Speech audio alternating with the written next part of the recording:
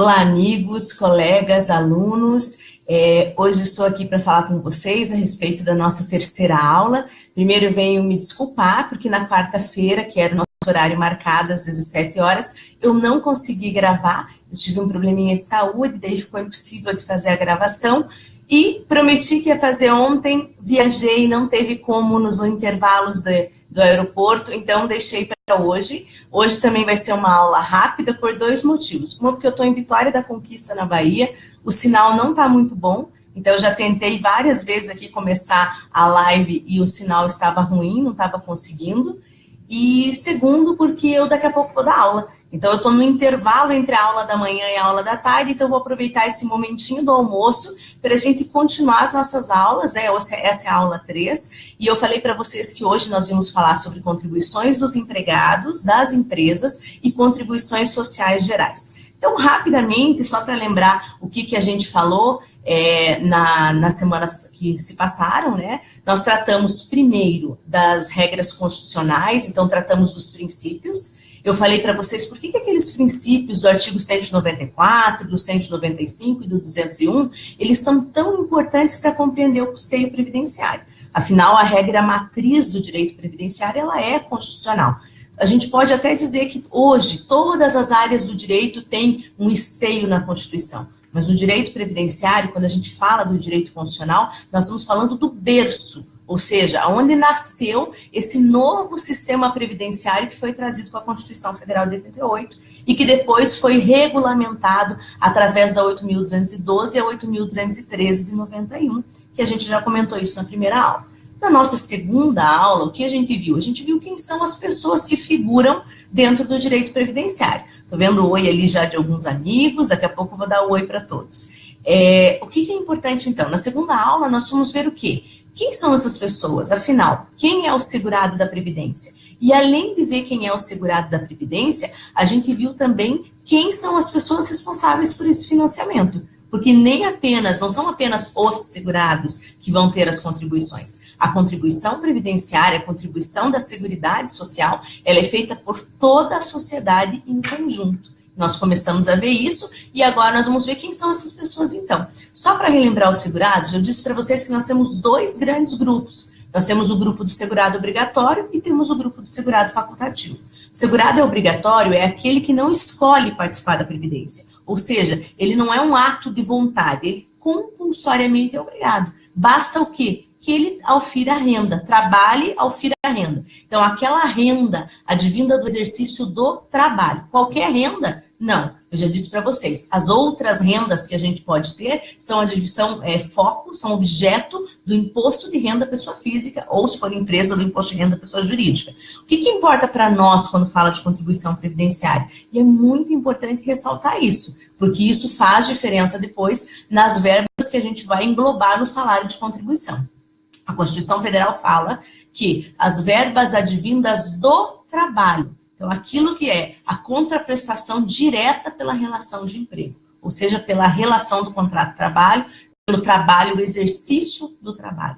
Então isso vai ser considerado remuneração. E toda remuneração, ela é o quê? Ela vai ser o objeto da contribuição previdenciária, que é o que vai importar para nós aqui nessa aula de custeio, que é o que a gente está tratando. O que mais eu gostaria de falar para vocês hoje? Quero falar um pouquinho sobre a empresa. Comecei a falar isso na aula passada, mas eu vou retornar. Quem é empresa? Empresa é apenas aquela firma individual ou sociedade que tem atividades mercantis e que contrata funcionários? Não. Para a contribuição previdenciária, eu posso ter as empresas fielmente constituídas dentro dos ditames da lei e posso ter aqueles que são equiparados à empresa. E aí isso é importante compreender, porque isso gera, sim, muita discussão e gera também um pouco de dúvida para aquele que nunca trabalhou com a parte do custeio previdenciário. Aí eu quero que vocês observem, nós temos o artigo 14 da 8.213 e o artigo 12 do decreto 3048 de 99, e aí é muito importante para quem estiver estudando que anote esses artigos e faça a verificação, porque eles vão falar o quê? Exatamente disso que nós estamos tratando agora. Ele vai dizer que equipara-se a empresa para efeito de contribuição previdenciária o contribuinte individual em relação a segurado que lhe preste serviço, a cooperativa, a associação ou entidade de qualquer natureza ou finalidade, aqui a gente inclui, inclusive, os condomínios, a missão diplomática ou repartição consular de carreira estrangeira, o operador portuário ou gestor de mão de obra, de que trata a 8.630 de 93, a gente falou bastante disso quando falamos do trabalhador avulso, e o proprietário do imóvel, o incorporador, o dono de obra de construção civil, quando este pessoa física, em relação a um segurado que lhe preste serviço. Então, vocês estão vendo as inúmeras possibilidades que nós temos, que nós vamos fazer a leitura na legislação dizendo, cabe à empresa. E a empresa pode ser quem? A empresa pode ser uma dessas pessoas que será, naquele momento, equiparada à empresa para fins do custeio previdenciário. Então, as relações dentro do direito previdenciário, elas são dinâmicas. E essas relações dinâmicas, elas foram abarcadas pela legislação do custeio previdenciário. Ou seja, a legislação previdenciária, ela cuidou, né? Ela tomou cuidado de abarcar todas essas pessoas para deixar claro que não é apenas aquela figura simples da empresa. Como que a gente normalmente está acostumado a ver a empresa? Eu vejo a empresa como firma individual ou sociedade que assume o risco da atividade econômica, urbana ou rural, com fins lucrativos ou não, bem como órgãos e entidades da administração pública, direta, indireta e fundacional. Mas não é só isso. Como a gente começou vendo, né, nós temos toda aquela lista de pessoas que são equiparadas à empresa. Para quem estiver estudando, é bem importante marcar mais uma vez o artigo 14 da 8.213 e o artigo 12 do decreto 3048. Por quê? Porque lá vocês vão encontrar tudo isso que eu estou falando, né? E vão ver também os artigos que antecedem para compreender um pouco melhor toda essa questão do custeio, que não tem como a gente fazer aqui uma leitura pormenorizada de tudo, até porque a intenção não é essa, né?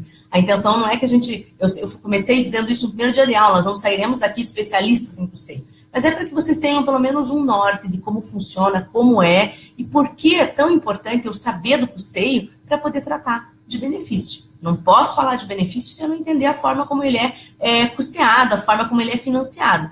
Por quê? Eu já disse isso para vocês. O que difere a Previdência da Assistência à Saúde, que faz com que seja tão importante eu entender custeio? O princípio da contributividade. Eu tenho um direito social atrelado a quê? A uma contraprestação financeira. É isso que difere Previdência de assistência e de saúde. Bem, mas então, eu estava comentando com vocês, então, a figura da empresa, falei para vocês que, além da figura da empresa, nós temos a figura do segurado. Quem são os segurados? Então, dos dois grandes grupos que eu comecei a dizer, nós temos os obrigatórios e os facultativos. Os obrigatórios são aqueles que compulsoriamente precisam recolher. Eles não escolhem fazer essa contribuição. A contribuição é compulsória em virtude do quê? Determinação legal. Basta que aufira a renda que seja advinda da contraprestação do trabalho, é o que diz a Constituição Federal, e veio a ser depois disposto nas legislações complementares. Tá, e quem é o facultativo? Facultativo é aquele que opta pela contribuição. Ou seja, ele escolhe, ele tem a faculdade de querer fazer parte do sistema. Ele não ofere renda advinda de trabalho, mas ele escolhe fazer parte desse sistema para que possa vir a gozar dos benefícios e também contar o tempo para uma possível futura aposentadoria. Então, esse é o facultativo que recolhe de um modo diferente, logicamente, né? E aí nós vamos falar de duas coisas muito importantes quando a gente fala de contribuições específicas. Quando eu vou tratar da contribuição de cada um desses personagens, o que é? Alíquota e responsável tributário. Eu já disse isso para vocês na aula passada, mas eu vou repetir. Por quê? O que muda? Quando eu falo de um segurado, e eu disse que nós temos obrigatório e facultativo, o que vai mudar são alíquotas e responsável tributário. Responsável tributário é aquele que vai efetivamente recolher essas contribuições para o cofre da Seguridade. Mas eu posso não ser o responsável tributário, mas ter a obrigação da contribuição. E um terceiro fazer essa retenção para mim. E é por isso que é tão importante, quando eu disse para vocês, entender a figura da empresa e do equiparado à empresa. Porque muitas vezes essa figura da retenção e do recolhimento vai ser passada para quem? Vai ser passada para a empresa por equiparado. Nós temos, então, uma obrigação tributária passada para a empresa, e aí ela vai ter obrigações que nós podemos chamar dentro do direito tributário, saindo um pouquinho de previdência, como obrigações principais e obrigações acessórias. As obrigações principais são aquela de fazer o recolhimento em si, o pagamento, E a obrigação acessória vai ser de arrecadar, fiscalizar, preencher a GFIP, informar na GFIP, então todas essas situações. Então a empresa ela vai ter obrigações principais e obrigações acessórias. A empresa e o equiparado à empresa. Toda vez que eu disser empresa, leia-se empresa ou equiparado à empresa para fins previdenciários. É muito importante entender isso. Isso é um ponto sensível do direito previdenciário no custeio, porque muitas vezes as pessoas não conseguem compreender que eu posso ser uma pessoa física responsável, sim, pela retenção da contribuição de um outro segurado. Pode acontecer? Claro que pode, desde que ela esteja na figura do equiparado, como eu disse para vocês. Bem, quem é o empregador doméstico, então? O empregador doméstico, por sua vez, é aquele que é pessoa, família ou entidade familiar, que admite a seu serviço sem finalidade lucrativa empregado doméstico. Vocês viram que eu falei? Sem finalidade lucrativa. Basta ser uma pessoa que tem trabalhadores na sua residência? Não, não pode ter atividade lucrativa. Se tiver atividade lucrativa, tem cota patronal. Aí muda a figura daquilo que nós estamos conversando aqui. Então, quando eu falo no empregador doméstico, é aquele que contrata seu serviço segurados efetivamente para quê? Atividades domésticas, atividades de utilidades, facilidades, limpeza, algo que vai trazer uma facilidade para a residência, mas não necessariamente não pode ter o quê? Lucro. Então, não necessariamente essa pessoa vai trazer algo em troca no sentido financeiro. Ela traz algo em troca, sim, quando ela é contratada, mas são questões de facilidades, utilidades, jamais de lucro. Isso é bem importante de deixar fixado. O que mais que é importante a gente fixar aqui do empregador doméstico? A gente fala muito, às vezes, assim, tem a empregada, tem a babá, tem a governanta. Eu não tenho uma atividade específica que pode ser doméstica. É importante frisar isso. Eu posso ter um piloto contratado como empregado doméstico. Basta que ele atenda às necessidades daquela família. Então, dependendo o grau social que aquela família se enquadra, ela pode ter um piloto contratado como empregado doméstico? Pode. Eu posso ter uma enfermeira, eu posso ter um curador, eu posso ter um médico contratado como empregado doméstico? Posso. Não há nada que proíba. Então, é importante dizer o seguinte, o empregado doméstico não é uma atividade de menor importância. Não é também uma atividade de menor valor financeiro. Como que eu caracterizo o trabalho doméstico? Eu caracterizo ele com o quê? Sendo realizado na residência, para fins de atender aquela família ou aquela pessoa dona do ambiente e não tendo lucro. Então, esse é o empregador doméstico e para ele nós temos uma forma diferente de contribuição, sim, né? Nós tivemos a questão do simples doméstico que passou, nós tivemos a legislação do doméstico que foi alterada. Então, com tudo isso, nós vamos ter o quê? Especificações, ou seja, quando eu vou falar do trabalhador doméstico, eu vou ter requisitos específicos para o cumprimento dessa contribuição. Então, eu preciso conhecer como faz esse custeio também, que não é assim igual ao outro empregado, da mesma forma, com as mesmas alíquotas. A segunda coisa que nós vamos falar hoje, que é bem importante, é o custeio da Seguridade Social.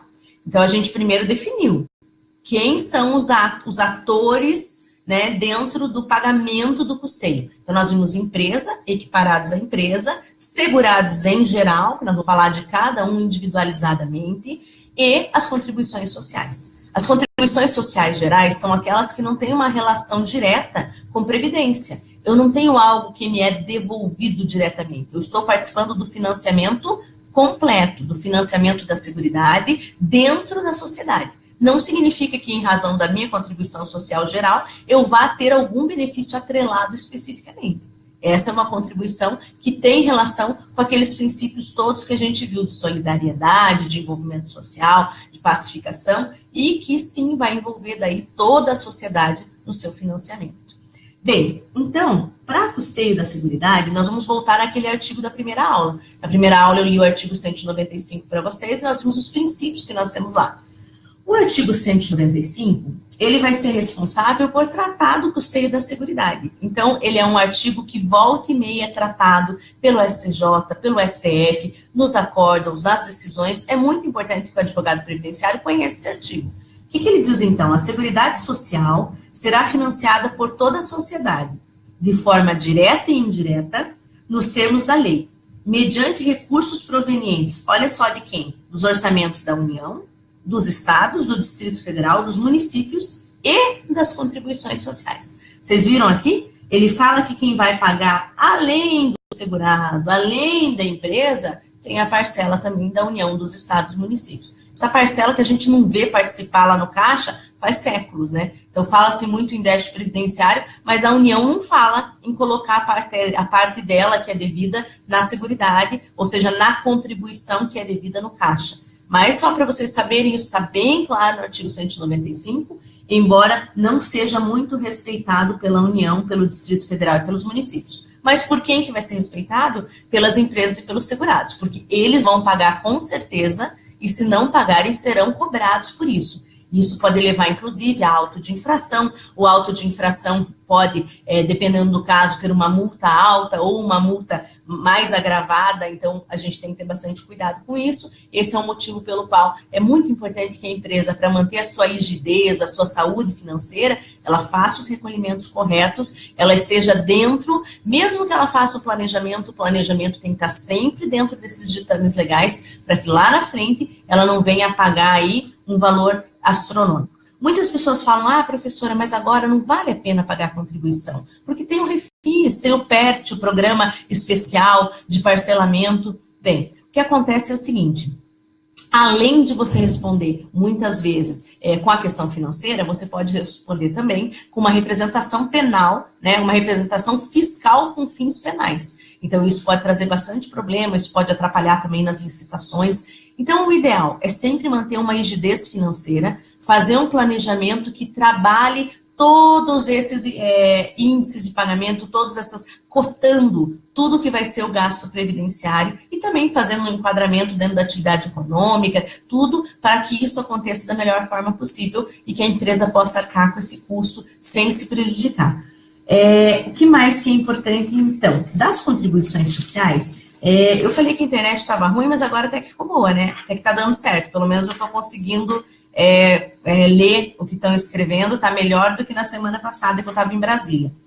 Bem, quais são os recursos, então, destinados ao financiamento da Seguridade Social? Aí nós vamos ver que todos esses recursos estão elencados no texto constitucional.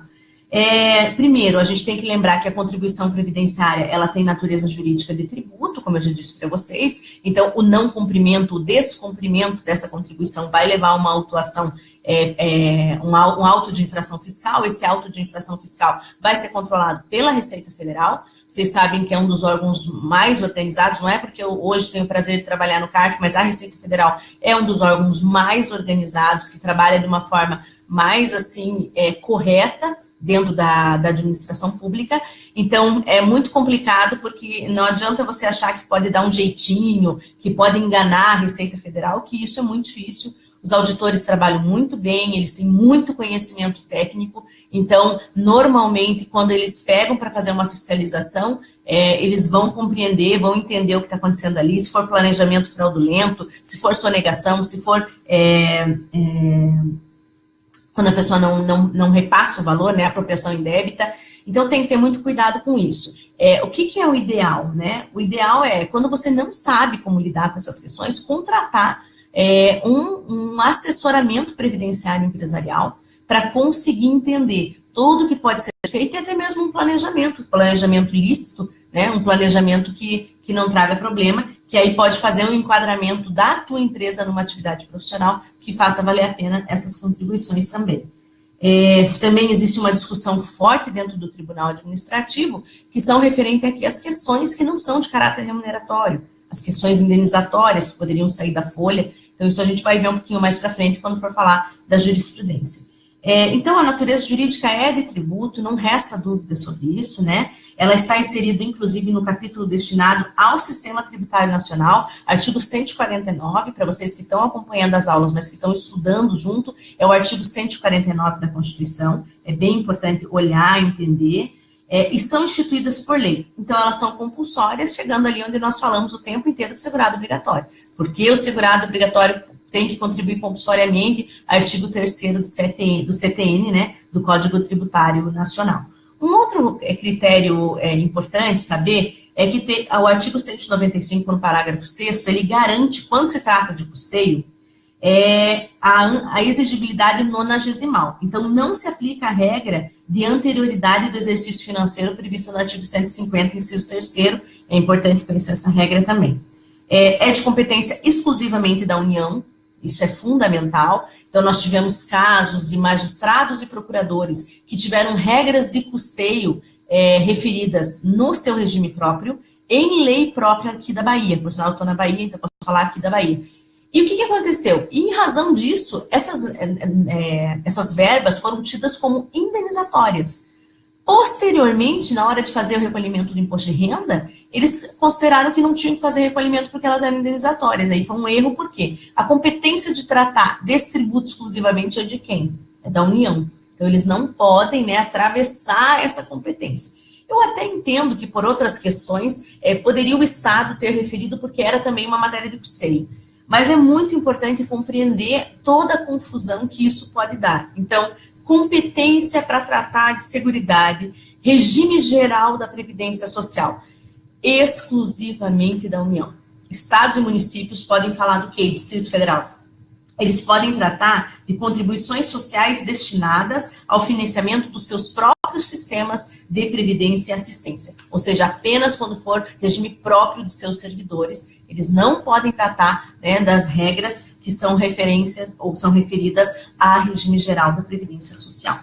E aí que é muito importante, que é o que a gente fala o tempo inteiro, é o que compõe a contribuição social. Tá? Então, o que compõe a contribuição social? Primeiro, do empregador, da empresa e da entidade a ela equiparada na forma da lei. Então, nós vamos ter contribuições do empregador, da empresa e da entidade a ela equiparada na forma da lei incidentes sobre. E aí nós vamos ver sobre o quê? Aí nós vamos ver sobre folha de salário e demais rendimentos do trabalho pagos ou creditados a qualquer título à pessoa jurídica que lhe preste serviço, mesmo sem vínculo empregatício. Foi incluído pela emenda constitucional número 20.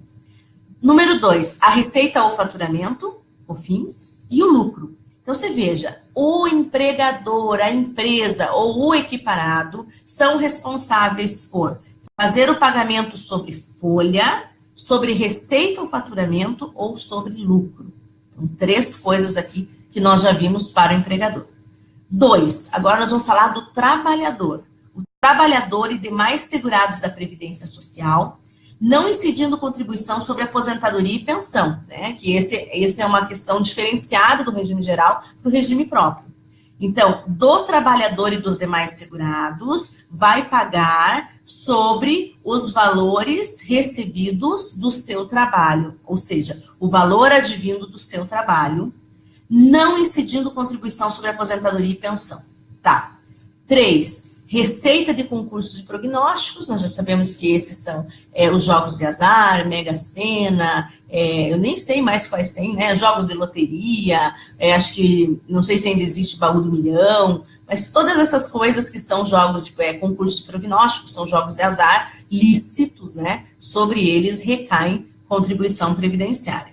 E 4, o importador de bens ou serviços do exterior ou de quem a lei a ele equiparar. Então, esse aqui foi incluso pela Emenda Constitucional 42 de 2003. Vocês viram quanta coisa, gente? Eu gosto de falar isso porque, assim, é importante quando a gente vai falar de déficit, vai falar de previdência, vai falar que a previdência é deficitária, é a gente entender tudo que custeia a previdência, todo o financiamento que está envolvido dentro desse contexto. Então, quando eu falo de contribuição, quando eu falo de custeio, ora, a empresa contribui de diversas formas, ela não contribui de uma forma só. Então, além da cota patronal, que é aquela que a gente está acostumado a falar que recai sobre a folha de salário, nós temos também sobre a receita, sobre faturamento, sobre lucro, nós temos as contribuições do trabalhador específico, nós temos as receitas de concurso prognóstico, nós temos o importador de bens e serviços, nós temos outros casos que nós vamos ver que se chamam contribuições sociais gerais, outras fontes. E aí esse eu vou trazer para vocês para mostrar os jogos de futebol. Nós vamos ver também que, além disso, nós temos as questões mais direcionadas à relação do rural. Então, o rural que tanto se fala que não contribui, né? E ele tem, sim, contribuição designada. Eu lembro que na aula 2 eu falei para vocês que eu posso interpretar o trabalhador rural de 2 formas. Ele pode ser um segurado especial que vive em regime de economia familiar. Mas quando ele não se enquadra, automaticamente ele passa a ser o quê? Contribuinte individual. E aí tem um conjunto de regras para ele como contribuinte individual que vão sim ali trazer regrinhas de custeio, formas de contribuição. Então, às vezes a gente se equivoca, não é porque só ele não faz uma contribuição idêntica ao do segurado empregado ou do contribuinte individual, igualzinho, na mesma alíquota, da mesma forma, que ele não faça a contribuição. Ele tem contribuição sim. Bem, voltando ao nosso conceito, então, de alíquota e responsável tributário. Então, quando eu falo de alíquota, quer dizer que cada segurado vai ter uma alíquota e também uma forma de recolhimento. E aí é o que eu chamo, que eu falo para vocês, de responsável tributário. Então, vamos por partes, tá? Segurado obrigatório. Vamos começar com o segurado obrigatório. Número 1, segurado empregado. Segurado empregado vai ter alíquotas que ele vai recolher de acordo com o importe, com o seu salário. Então, nós vamos ver aqui, nós temos uma tabela. Essa tabela, quem quiser saber, vai lá no site do Ministério da Previdência. Em todo mês de janeiro sai uma portaria que reajusta essa tabela. Essa portaria que eu estou lendo para vocês aqui é a 8 de 2017, então é a portaria de janeiro desse ano. Ela traz o salário de contribuição e até o importe tal alíquota. Então, de acordo com o salário, a alíquota aqui vai ser colocada. Essa alíquota, logicamente, ela não é cumulativa, então, de acordo com o valor, você vai respeitando o teto de contribuição, que hoje é R$ 5.531,31, eu tenho essas alíquotas para o segurado empregado. As alíquotas do segurado empregado são de 8, 9 ou 11. Então, olhando aqui a tabelinha, só para que vocês vejam, ó, nós temos uma tabelinha. Essa tabelinha, que vocês vão encontrar lá no site do Ministério, ela trouxe esse ano o seguinte: até R$ 1.659,38, alíquota de 8%. De R$ 1.659,39 até R$ 2.765,66, alíquota de 9%. De R$ 2.765,67 até R$ 5.531,31, 11%. Então, esta tabelinha, ela serve para quem? Ela serve para o segurado empregado, ela serve para o empregado doméstico e ela serve para o trabalhador avulso. Se vocês se recordarem, eu disse na aula 2, quando nós tratamos os segurados, que empregado doméstico e trabalhador avulso normalmente caminham juntos na legislação. Então, quase sempre, quando eu falo de custeio, eu englobo os três para fins previdenciários de custeio. Então, os três são adstritos a essa tabela da portaria número 8 de 2017. Os empregados, os segurados empregados, os empregados domésticos e o trabalhador avulso. Bem, para quem que essa regrinha muda e muda bastante, que a gente vai sentir bastante diferença, vai ser para o contribuinte individual. E sobre o que eu faço esse recolhimento antes da gente passar para o contribuinte individual? Afinal, quando eu estou falando que o segurado empregado, ele recolhe 8, 9 ou 11%, é sobre o quê? É sobre o chamado salário de contribuição. O assunto complicado. Sabe por quê? Porque a gente discute isso até hoje. A legislação está aí, muitos anos falando de salário de contribuição. A CLT fala o que é salário de contribuição e, na prática, isso gera muita discussão. No CARF, invariavelmente, no Tribunal Administrativo, lá onde eu trabalho também, onde a gente julga os processos autos de infração, a gente discute todo mês o conceito de salário de contribuição. A discussão, o que engloba e o que não engloba o dito salário de contribuição. E aí nós temos verbas que geram bastante discussão. Algumas já foram discutidas e decididas judicialmente que não são salário de contribuição. E outras estão pendentes de decisão final do STF. São elas: vale transporte, salário maternidade, 13º salário, aviso prévio indenizado, primeiros 15 dias do atestado médico, adicional de 1/3 sobre férias, PLR, previdência complementar, bônus de contratação e stock option. Isso são só algumas, né? Tem mais algumas que geram discussões, algumas que agora na nova redação da CLT saem do salário de contribuição por regra da CLT, que, por exemplo, nós temos as despesas médicas, despesas odontológicas, as premiações, então tudo isso vai sair e aí a gente vai parar de discutir sobre essas verbas, pelo menos, mas para aqueles fatos geradores a partir do momento de vigência da nova regra da CLT. Então, por que eu estou trazendo isso para vocês? Para vocês verem o quão complexo esse assunto é. Então, salário de contribuição. Então, 8, 9 ou 11% para o segurado sobre o salário de contribuição. Meu Deus, o que é o salário de contribuição? É a confusão que eu falei para vocês. Qual que é a discussão? A discussão que se tem é a seguinte, de que a Constituição Federal, ela falou que seria salário, ou seja, que seria objeto de contribuição previdenciária única e exclusivamente os rendimentos advindos do trabalho.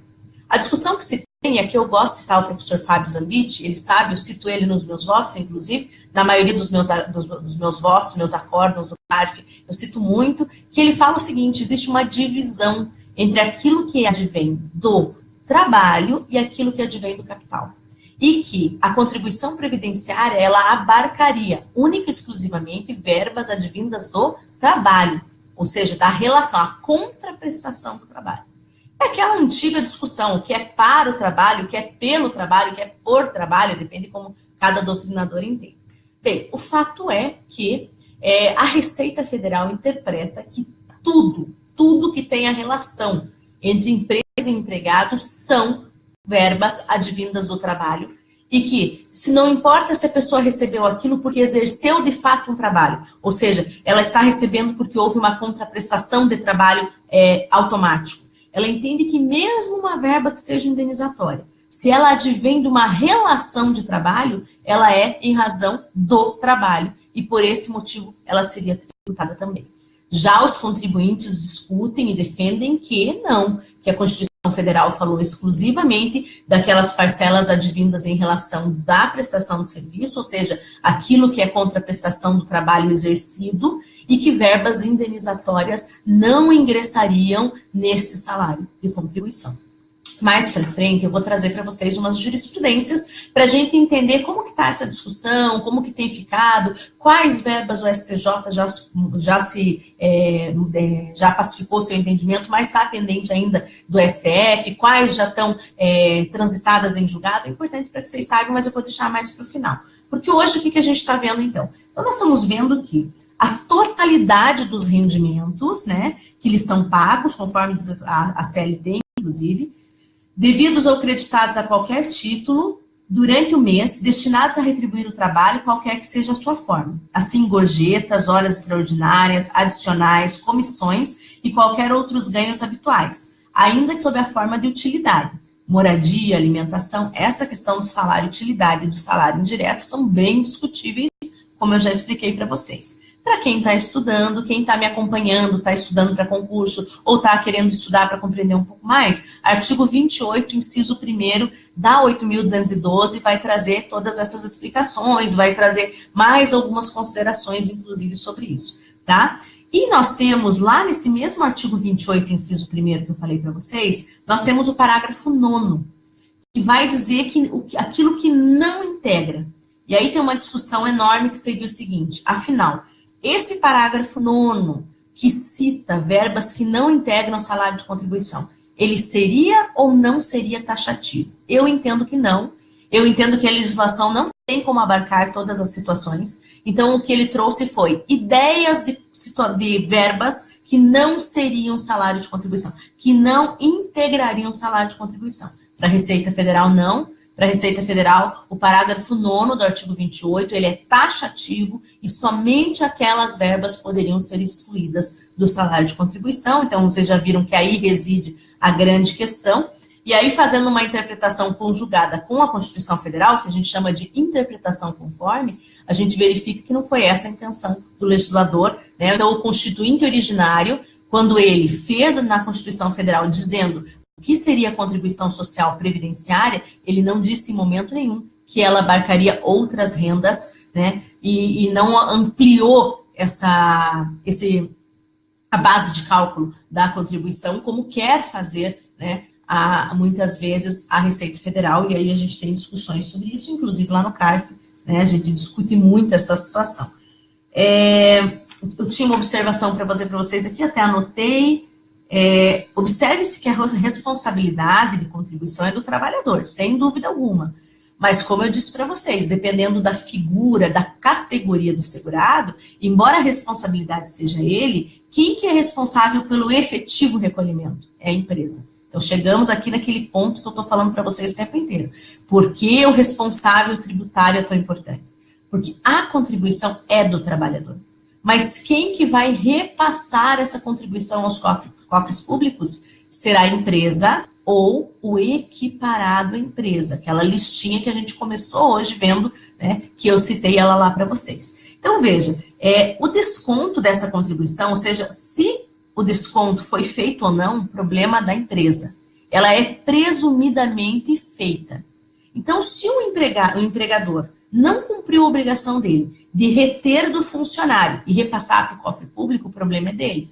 Porque o que a Receita Federal vai fazer? Vai cobrar do empresário, da empresa ou do equiparado à empresa.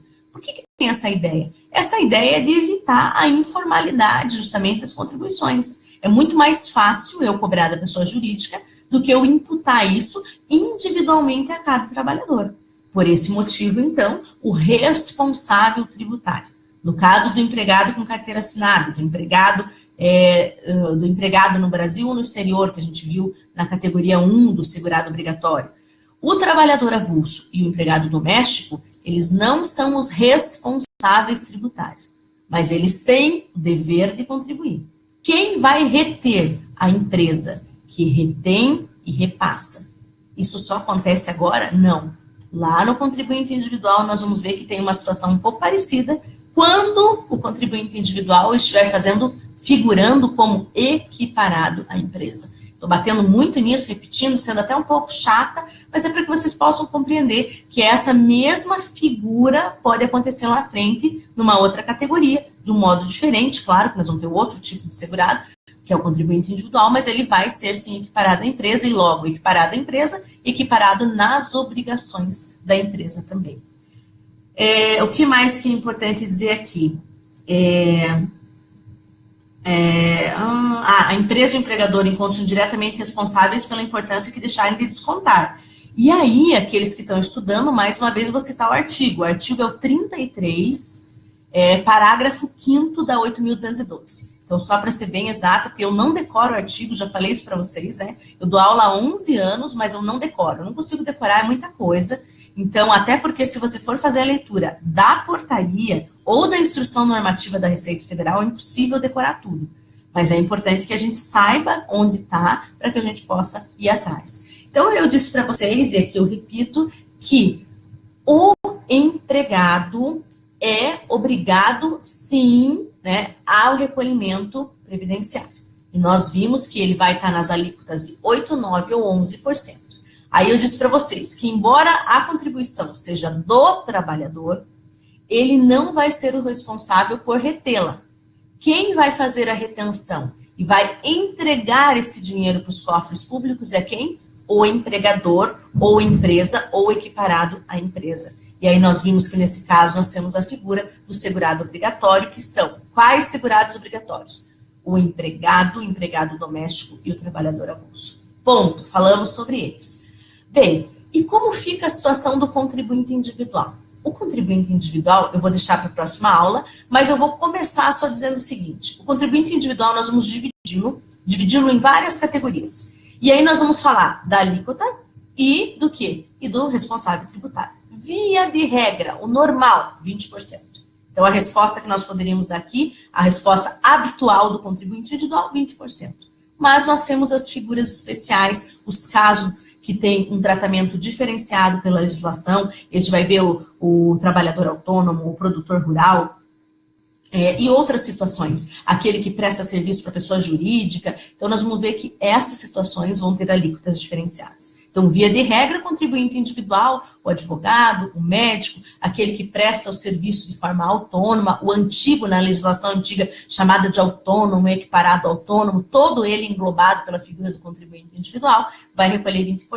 Mas essa é a regra. Falei para vocês que nós temos diversas exceções para a gente ver na semana que vem. Desculpem a correria. Desculpe essa semana não ter mantido o nosso horário, né? Recebi várias mensagens. Professora, a aula era para ser quartas às 17 horas, mas eu tive um imprevisto de saúde, e daí na quinta-feira também não consegui, mas hoje deu tudo certo. Então, direto aqui da Vitória da Conquista, Bahia, vou ter aula daqui a pouco com os alunos a partir das 14 horas. Então, direto daqui, um grande abraço para vocês. Deixa eu mandar um beijo para quem me escreveu. Deixa eu ver se eu consigo ver aqui. Maria do Socorro, professora, se eu contribuir por minha empresa. Não consegui ver porque ficou, não tem o resto aqui da pergunta. Maria do Socorro, escreve para mim que faço questão de responder com muito carinho. Escreve ali no inbox que eu vou ver o que você quis perguntar, aqui que ficou cortado. Cláudio Lira, meu grande amigo do Maranhão, querida Ana Paula, muito bom. Cláudio, um grande abraço para você. Juliana, Eliezer, Cléo Siqueira, Maria de Fátima Madeira, parabéns, Ana, ótimos esclarecimentos. Marcela França, minha querida de Minas, um beijo. Fiz escala aí ontem, passei rapidinho, tomei um café em BH, só para matar a saudade. Moza, Jesus, boa tarde, Ana, parabéns mais uma vez pela iniciativa. Jesus, um grande abraço, muito obrigada. Adriana Marçal, doutora Maria Helena Carreira Alvim, minha queridíssima. Vou falar de cooperativa na semana que vem, vou responder a sua pergunta. Eu só estou deixando para colocar na ordem, para que eles possam compreender a matéria. Priscila, Nelson, Viviane, da minha família, um beijão. Fernando, Jonas, Rodrigo Borges, Alex, Emerson, muito bom, Ana, meu cunhado querido, melhor dentista de Curitiba, porque, olha, fez um milagre aqui em pouco tempo, conseguiu resolver a minha ATM que estava me matando. Então, Emerson Ramos, meu querido cunhado e meu dentista, viu? Melhor dentista, propaganda já. Mara Nova, que muito bom. Mara, querida, um abraço. Sabe o quanto eu gosto da Andréia e quanto a Andréia me ajuda, né? Fernanda Pereira, minha aluna queridíssima de Itajaí. Tereza Porto, Sara, Pedro, José Alto, falando o nome de todo mundo. Da outra vez o pessoal escreveu e falou, professora, você não falou meu nome. Estou falando. Eide Machado, se eu contratar alguém pelo MEI, tenho que pagar os tributos? Nós vamos falar disso na semana que vem. Eli, tem situações e eu vou explicar como funciona. Nós vamos tratar do MEI na semana que vem, junto com o contribuinte individual. Então, eu aguardo você para que a gente possa discutir e aí faça as perguntas na hora que a gente já vai ter como contar. Rita Nonato, muito importante saber. Rita, um abraço. Eduardo, Carlos, José Antônio, Gisele Meira, Vani, Sandro Tomazello, Júlio Brock, Célia Fernandes, minha irmã, muito bom. Alain Anísio, travou, né? Não tem jeito. Quando eu começo a conseguir ver os comentários e trava tudo. Bem, um abraço também para o meu esposo, que eu vi que já no que começou a aula, ele mandou um abraço ali. Nós estamos uns dias já sem se ver, então um grande beijo. Amanhã já estou em casa, graças a Deus. E um abração para todos vocês. Só posso dizer que fico muito feliz pelo carinho. As aulas têm sido um incentivo toda semana para arrumar um espacinho para fazer. Na primeira aula a gente teve 2.400 visualizações, na segunda foram 1.500, então foi muito bacana, fiquei muito feliz de ver que vocês estão gostando. Estamos tratando do custeio previdenciário, estamos falando de uma matéria que a maioria das pessoas não gosta de falar, então acho que estamos conseguindo fazer com que essa matéria se torne interessante. Sabe que vocês têm todo o meu carinho, fico muito feliz pelas participações, escrevam, comentem, compartilhe, para a gente tornar isso muito bacana e dividir um pouco, compartilhar um pouco dessa matéria, que não é fácil, mas que eu tenho certeza que pode tornar mais agradável e talvez até mais fácil a vida de vocês que trabalham com benefício. Quem trabalha com custeio está acostumado com isso. Vou trazer algumas novidades nas últimas aulas, porque daí vou falar da jurisprudência, mas para quem trabalha com benefício, muito do que a gente está falando aqui é novidade. Denner, meu aluno predileto, um grande beijo, um grande abraço, obrigada pelo carinho também. Fico por aqui, agora eu vou para minha aula e nós nos falamos na semana que vem. Espero que, se tudo der certo, na nossa usual quarta-feira, às 17 horas. Beijo grande e até lá!